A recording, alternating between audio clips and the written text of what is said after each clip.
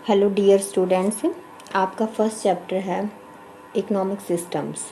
तो इसमें हमें पता है 3 तरह के इकोनॉमिक सिस्टम्स होते हैं, पूंजीवाद, समाजवाद और मिश्रित अर्थव्यवस्था, यानी capitalism, socialism and mixed economy.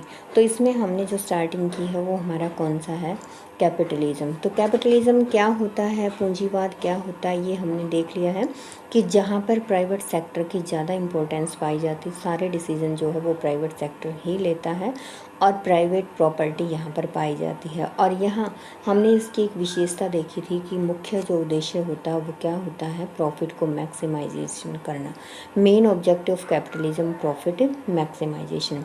तो ये जो है कैपिटलिज्म को दिखाता है। इसके बाद हमने इसकी मेरिट्स की थी, तो हमें पता है कि प्राइवेट प्रॉपर्टी रख सकते हैं, प्राइस मैकेनिज्म यहाँ काम करता है, फ्रीडम ऑफ एंटरप्रेन्योरशिप, कंपटीशन होता है, हमारा उद्देश्य प्रॉफिट मैक्सिमम करना होता है, कंज्यूमर को ज़्यादा महत्व दिया जाता है और लेबर को एक कमोडिटी की तरह यूज़ किया जाता है। इसके बाद आती हैं हमारी मेरिट्स ऑफ कैपिटलिज्म की पूंजीवाद के जो गुण होते हैं वो क्या होते हैं। तो सबसे पहला जो गुण है rich variety of goods and services, यानी पदार्थों और सेवाओं की विविधता, कि यहाँ पर जो वस्तुएं और सेवाएं हैं उनमें डिफ्रेंशिएट होता है। जो वस्तुएं और सेवाएं हैं उनमें वैरायटी पाई जाती है, अलग अलग तरह की वैरायटी यहाँ पर हम प्राप्त कर सकते हैं। क्यों?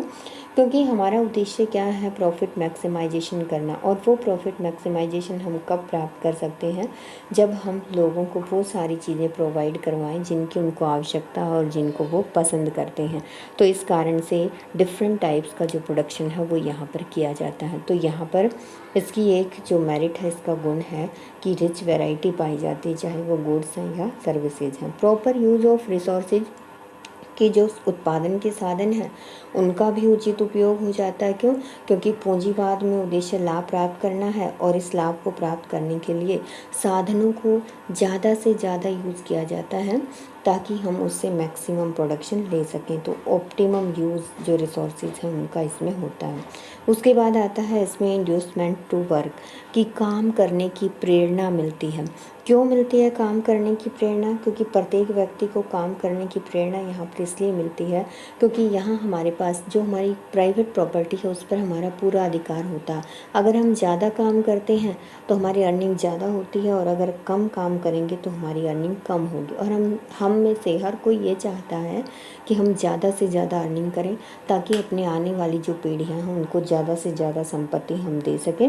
तो इस कारण से इस अर्थव्यवस्था में राष्ट्रीय आय में वृद्धि होती है और जो है जो काम करने की प्रेरणा है वो बहुत ज़्यादा मिलती है।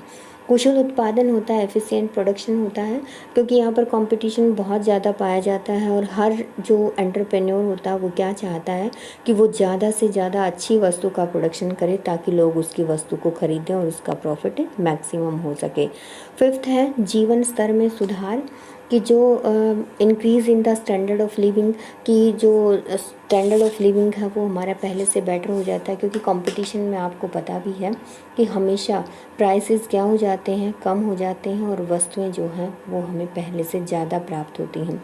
तो इससे जो हमारी निर्धन जनता है जिनके पास कम इनकम होती है वो भी क्या कर सकती है, ज़्यादा से ज़्यादा वस्तुओं को खरीद सकती है। और जब उनका मांग बढ़ती है, ज़्यादा वस्तुएं वो यूज़ करते हैं तो इससे उनका स्टैंडर्ड ऑफ लिविंग भी बढ़ता है। ऑटोमेटिक है ये जो सिस्टम होता है वो ऑटोमेटिक, क्योंकि हमने देखा कि इसमें मेरिट, जब आपने इसकी कैरेक्टरिस्टिक्स देखी तो उसमें आपने देखा था कि इसमें प्राइस मैकेनिज़्म काम करता है। और प्राइस मैकेनिज़्म का अर्थ होता है कि बिना किसी बाहरी प्रेशर के जब मांग और पूर्ति से, चाहे साधन है चाहे वस्तु है, उनकी कीमतों का निर्धारण होता है। तो इसका मतलब है कि किसी प्रकार की पार्शियलिटी नहीं पाई जाती है और ऑटोमेटिक ये सिस्टम होता है। ग्रोथ ऑफ एंटरप्रेन्योरशिप, कि इसमें जो है उद्यमशीलता का विकास होता है। जो पूंजीवादी आर्थिक व्यवस्था है उससे जो निजी, जो प्राइवेट सेक्टर हैं, उद्यमी हैं, उनको प्रोत्साहन मिलता है क्योंकि उनका उद्देश्य लाभ प्राप्त करना होता है और वो ज़्यादा से ज़्यादा कार्यकुशलता के साथ काम करते हैं और इससे जो है जो एंटरप्रेन्योरशिप है उसको बढ़ावा मिलता है। इकोनॉमिक फ्रीडम होती है, भाई लोग फ्री होते हैं कि वो, हर व्यक्ति को आर्थिक स्वतंत्रता होती है कि वो अपने पैसे को जहाँ चाहे जैसे चाहे खर्च कर सकता है और वो जिस वस्तु को चाहे खरीद सकता है और जिस वस्तु को चाहे वो बेच सकता है। तो ये इसकी मेरिट्स हैं। उसके बाद आते हैं इसकी डीमेरिट्स ऑफ कैपिटलिज्म, कि इसकी जो अवगुण हैं या इसके दोष हैं वो क्या हैं। तो सबसे पहले है आय तथा धन का असमान वितरण, कि पूंजीवाद का एक सबसे बड़ा दोष ये माना जाता है कि इसके कारण unequal distribution of income and wealth, कि जो निर्धन है वो असमानता बढ़ जाती है, निर्धन और ज़्यादा निर्धन हो जाता है और जो धनी है वो और ज़्यादा धनी हो जाता है। तो इसमें जो है गवर्नमेंट का इंटरफेयर भी नहीं होता कि वो आप जो है इसमें समानता लेके आए। तो इस कारण से ये जो खाई है इन दोनों के बीच की वो बढ़ती चली जाती है। नेक्स्ट है क्लास स्ट्रगल। तो हमने देखा कि अनइक्वल डिस्ट्रीब्यूशन ऑफ इनकम, और जब अनइक्वल डिस्ट्रीब्यूशन ऑफ इनकम होगा तो क्लास स्ट्रगल भी बढ़ेगा। क्यों? क्योंकि आय और धन की असमानता के कारण ये दो भागों में बढ़ जाता है समाज। एक तो वो भाग होता है जो बहुत ज़्यादा धनी होता है, और एक वो होता है जो वर्ग होता है जो बहुत ज़्यादा निर्धन होता है। तो एक और धनी वर्ग तो विलासितापूर्ण यानी लग्जरी जो लाइफस्टाइल है उससे जीता है, दूसरी तरफ जो श्रमिक होते हैं उनको 2 समय का खाना भी नहीं मिल पाता। तो वो क्या करते हैं, जब उनकी आवश्यकताएं पूरी नहीं होती तो मजदूरी बढ़वाने के लिए वो तालाबंदी, हड़ताल, स्ट्राइक इस तरह के काम करते हैं। तो इससे जो क्लास स्ट्रगल है वो क्या हो जाता है, बढ़ जाता है। उसके बाद इसमें दिया गया है आपका श्रमिकों का शोषण। तो श्रमिकों का शोषण भी इसमें होता है, एक्सप्लॉयटेशन ऑफ लेबर इसमें होता है। क्यों? क्योंकि जो उद्देश्य है वो प्रॉफिट को मैक्सिमम करना, और वो प्रॉफिट कब मैक्सिमम होगा, जब मज़दूरों को कम से कम मजदूरी दी जाएगी और उनसे ज़्यादा काम लिया जाएगा।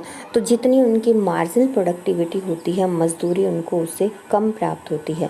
तो इससे उनका शोषण होता है और उनको अपने सबसिस्टेंस लेवल की मजदूरी यानी जीवन निर्वाह की मजदूरी भी नहीं मिल पाती है। वेस्टफुल कंपटीशन होता है कि जो अपव्ययपूर्ण प्रतिस्पर्धा होती है आपस में। तो इस प्रणाली का एक ये भी सबसे बड़ा दोष माना जाता है कि इसमें बहुत सारा जो पैसा है वो एडवर्टाइजमेंट पर करोड़ों रुपए खर्च कर दिया जाता है। तो जब दूसरे विक्रेताओं को, इससे क्या होता है कि एकाधिकार प्राप्त करने के लिए आप एडवर्टाइजमेंट करते हैं ताकि जो आउट ऑफ मार्केट हो जाए, जो दूसरे विक्रेता हैं वो आउट ऑफ मार्केट हो जाए। तो ये जो पैसा है वेस्टफुल है, समाज के लिए इसका कोई महत्व नहीं है। उसके बाद है बिजनेस फ्लैक्चुएशंस एंड अनएम्प्लॉयमेंट, व्यापारिक उतार चढ़ाव और बेरोजगारी। तो इस अर्थव्यवस्था में व्यापारिक उतार चढ़ाव भी बहुत ज़्यादा पाए जाते हैं। व्यापारिक उतार चढ़ाव, जो ट्रेड साइकिल्स मैंने आपको पहले भी बताया है, ट्रेड साइकिल्स का मतलब होता है जो मंदी और तेज़ी की अवस्था होती है उसको क्या कहा जाता है, ट्रेड साइकिल्स कहा जाता है। तो तेज़ी की अवस्था में उत्पादन, आय, रोजगार, कीमतें सब बढ़ जाते हैं, और मंदी की अवस्था में इसका अपोजिट होता है, ये सारी चीज़ें नीचे आ जाती हैं। तो इससे आर्थिक जीवन में अस्थिरता आ जाती है, स्टेबिलिटी नहीं बनी रहती, क्योंकि बार बार मंदी और तेज़ी की स्थिति आती रहती है। उसके बाद है डिसरिगार्ड ऑफ पब्लिक वेलफेयर, कि जन कल्याण नहीं, क्योंकि जन कल्याण का मतलब को कौन महत्व देता है, गवर्नमेंट। समाज का जो कल्याण है, पब्लिक वेलफेयर, इसको कौन महत्व देता है, गवर्नमेंट। लेकिन यहाँ पर गवर्नमेंट का कोई खास रोल नहीं होता है। जो निजी व्यक्ति है वही प्रोडक्शन करता है, और निजी व्यक्ति का उद्देश्य सिर्फ क्या है, अपने प्रॉफिट को मैक्सिमम करना। उसके लिए वो कई ऐसे पदार्थों के उत्पादन पर जोर दिया जाता है जो केवल धनी व्यक्ति हैं, जो निर्धन व्यक्ति हैं उनकी बेसिक नीड्स भी पूरी नहीं हो पाती, और जो धनी व्यक्ति हैं उनके लिए प्रोडक्शन ऐसी वस्तुओं का किया जाता है जो लग्जरी गुड्स होते हैं, जिनकी बहुत ज़्यादा आवश्यकता नहीं होती हैं। तो सोशल वेलफेयर का इसमें नहीं पाया जाता है या कम पाया जाता है। तो ये भी इसका एक दोष माना जाता है। लैक ऑफ कोऑर्डिनेशन, समन्वय की कमी पाई जाती है। पूंजीवाद में सहयोग और संगठन के अभाव के कारण उत्पादक जो होते हैं उनके काम में आपस में भी किसी प्रकार का कोऑर्डिनेशन नहीं होता। हर उत्पादक, हमने देखा कि प्रोड्यूसर की इच्छा होती है कि वो जिस वस्तु को चाहे उत्पादन कर सकता है। तो इसमें जो सेंट्रल प्लानिंग होती है कि हमें what to produce, how to produce, इन चीज़ों में तालमेल नहीं हो पाता, कोऑर्डिनेशन नहीं हो पाता कि हमें किस चीज़ का प्रोडक्शन करना है और किसका नहीं करना। तो ये हैं जो पूंजीवाद है उसके कुछ अवगुण। तो इसमें हमने जो है ये देखा, in short we can be maintain that under capitalism there is a concentration of economic power and monopolistic elements of competition become more dominant. Economic prosperity is based on economic exploitation, कि ये हमें क्या बताता है कि जो अगर हम इसमें देखें तो कैपिटलिज्म जो है वो ज़्यादा किस पर डिपेंड करता है। एक तो इसके कारण मोनोपोली आ जाते हैं और दूसरा जो उद्देश्य इसका मेन क्या है, मोर डोमिनेंट हो जाते हैं। मोनोपोली के कारण जो डोमिनेशन है वो और भी ज़्यादा बढ़ जाता है।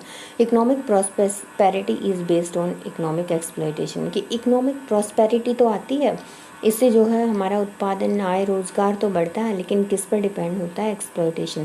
क्योंकि हमने देखा कि इसमें क्लास स्ट्रगल होता है। जो निर्धन वर्ग है वो अपना श्रम बेचता है, लेकिन उसका शोषण किया जाता है और इसका हमारे समाज पर नेगेटिव इफ़ेक्ट होता है। तो ये है हमारा पूंजीवाद क्या है, उसकी क्या विशेषताएं हैं, क्या उसके गुण हैं और क्या उसके दोष हैं। थैंक्स।